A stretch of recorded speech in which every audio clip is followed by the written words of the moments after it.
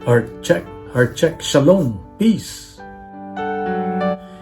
If today were the day you met God face to face, would you be ready?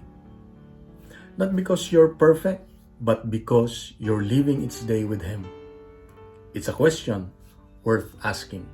In today's gospel, Jesus compares the kingdom of heaven to a fishing net. The net gathers all kinds of fish. Then at the end, the good fish are kept and the bad are separated. Jesus reminds us that one day each of us will stand before God. What touched my heart is this: God is not looking for a perfect life. He's looking for a faithful heart. Every day is another opportunity to choose Him. Instead of worrying about tomorrow, ask yourself one simple question today. If Jesus walked beside me today, would He recognize Himself in the way I speak, treat people, and make decisions? Holiness is not found in doing extraordinary things. It's found in ordinary moments. Choosing honesty over lying, forgiveness over resentment, kindness over impatience.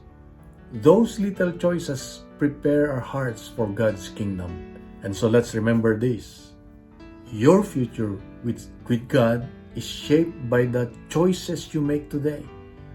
Don't wait for the perfect time to change. Start with one good choice today. One step closer to Jesus can change your whole life. And so let us pray. Lord Jesus, thank you for your patience and mercy. Help me live each day with a faithful heart.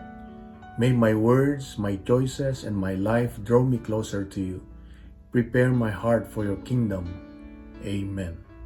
In the name of the Father, and of the Son, and of the Holy Spirit.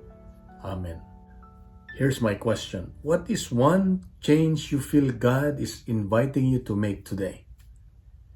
Your answer, please write on the comment section. If these daily gospel reflections help your prayer life, please follow, like, subscribe, and share so we can reflect together every day. Let's fill social media with good news, not fake news, not bad news. Let's make the Word of God go viral. God bless you, and remember, God is always good.